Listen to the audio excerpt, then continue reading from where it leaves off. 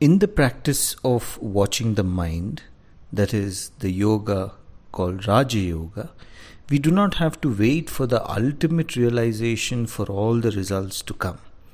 We have to understand that at every step that we move in and through this discipline, it will give us joy. Joy because we learn to outgrow our own limitations. It makes us feel more harmonious within ourselves because we learn to integrate ourselves with our mind and feel connected with ourselves. And when we feel connected with ourselves, we will be able to be more harmonious with the rest of the world. That is why this practice of meditation and watching the mind has had more appeal to the human mind both in the East and the West. Particularly nowadays, there is more of an urge in the human mind to study this yoga as a discipline.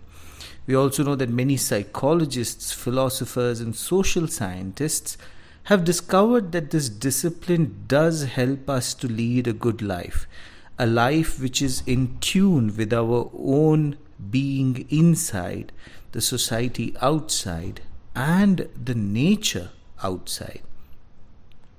So, from that standpoint, the study of meditation is a must from the point of every living soul.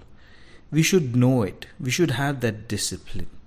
When we put our effort into it, every step that we take, we reap benefits.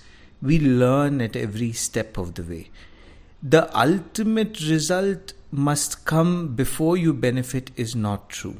Even a little bit of practice of this yoga helps us to gain some depth which automatically gives us the joy of living. You can say to yourself if you wish that I know what it is. I can live in peace by my own strength, by my own conviction, and I can give that peace to others. Basically, Raja Yoga means union of our mind with the source. There are many other yogas, the other three, that is Bhakti Yoga, Karma Yoga, and Jnana Yoga. Now, Jnana Yoga deals with the thinking faculty. We have a philosophical aspect of our being, the intellectual side. It helps us to develop that. Karma Yoga deals with us being able to perform every action with clarity and with a sense of mind control at a different level. The functioning of the Karma Yoga helps us to work in this world to derive joy and peace in this world by keeping our being active, unconcerned if you would want to say, because it is detached. Karma Yoga is a very important aspect of yoga, and it helps to point out that when we live our life in this world of action, there is a way to live it, and that way to live it is to have more mindfulness and to allow the mind to not be attached and caught up in the world. Bhakti Yoga, as we all know, it deals with the devotional, the emotional aspect of our being. It allows the heart to feel for a higher ideal.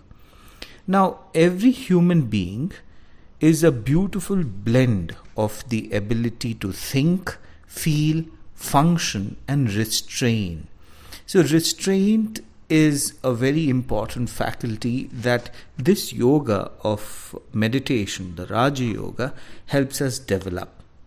In fact, if you see, restraint by itself is not to pull our mind back from something that our mind is going towards, which we feel helplessly drawn to. But when we say restraint, we also try to understand where our impulses are leading us, what is happening to our body. When I'm angry, it's not that I shut myself with anger. When I'm angry, I try to understand why I am angry. So there are two aspects of restraint. One is understanding, and from this understanding, pull our mind back. So for this, we need our mind to be alert, awake, and mindful with every situation that we are in. And when we move about, we find that the restraining power develops well within us and becomes a very natural part in our day-to-day life. In Raja Yoga, we should understand the meditation aspect always has the mind as its central theme. It's always the mind that we are looking into. And that is why this is a very essential discipline in which we have to function by being very close to our mind. But we should remember that the other three yogas are always a part and parcel of our life.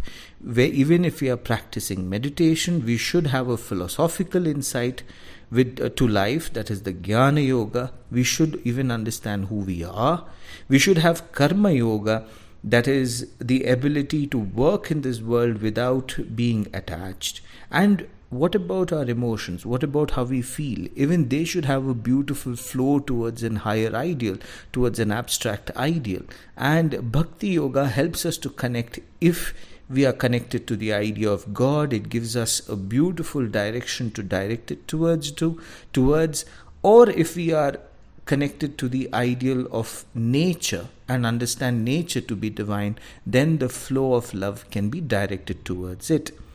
So basically, we should understand that all these yogas put together emphasize on only one thing: how to make the mind strong, harmonious, how to keep it under our control, how to apply it in our day-to-day life from the point of our individual personality and from the point of society. And we should remember that this unity that we gain will bring about nothing new. It will only unite us eventually within ourselves. We will be more integrated. So we will be surprised to discover that in the end, following all or any of these disciplines, we eventually come to being or knowing who we are. We become more grounded in realizing what we truly are. This is basically the main point of all yogas, and specifically Raja Yoga. Thank you.